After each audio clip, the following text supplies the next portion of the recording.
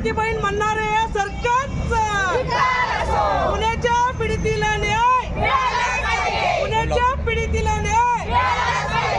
उद्धव साहब तुम आगे बढ़ो। महाराज की छत्रपती संभाजी महाराज की।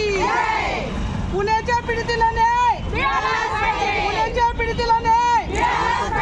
मिंदे फडणवीस सरकार, फडणवीस मिंदे सरकार महिला अत्याचार करणाऱ्याचा धिक्कार, महिलावर अत्याचार करणाऱ्याचा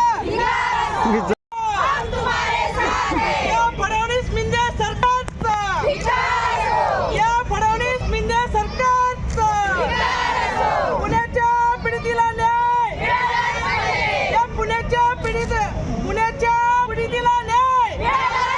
या मिंदे सरकारचा, या फडणवीस मिंदे सरकार।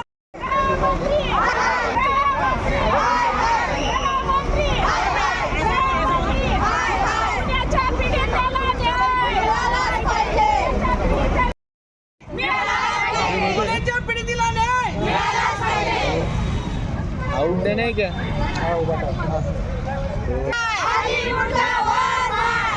या फडणवीस सरकारचं करायचं काय? पुण्यातील महिलेला न्याय मिळालाच पाहिजे,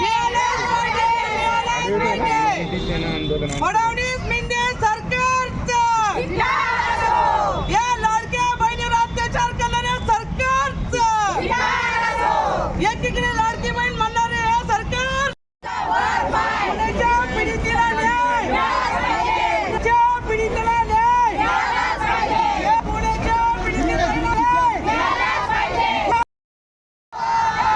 त्याचं करायचं काय?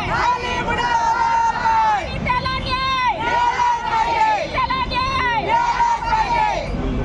या पीडितेला न्याय, या पुण्याच्या पीडितेला न्याय।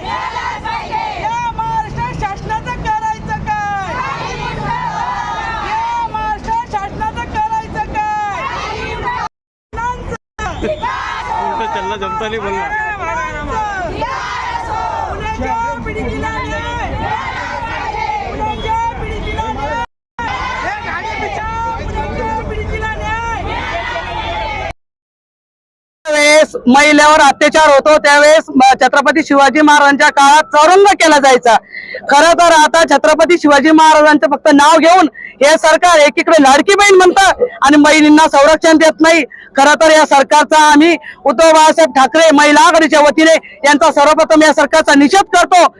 पुणे स्वारगेट या ठिकाणी एक महिला, पीडित महिला सकाळच्या 5:30 वाजता एका महिलेवर जर शिवशाही बसमध्ये जर अत्याचार होत असेल तर खरंच हे निंदनीय गोष्ट आहे। खरं तर या सरकारला लाज वाटायला पाहिजे।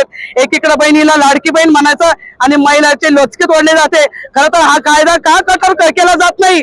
गृहमंत्री स्वतः हे फडणवीस गृहमंत्री साहेब यांनी लक्ष दिलं पाहिजे महिलेकडे। नको आम्हाला 1500, अरे आमच्या माता बहिणीला न्याय द्या, महिलांचं संरक्षण द्या। जिथं जो अत्याचार करत असेल त्यांचं तवरण केला पाहिजे।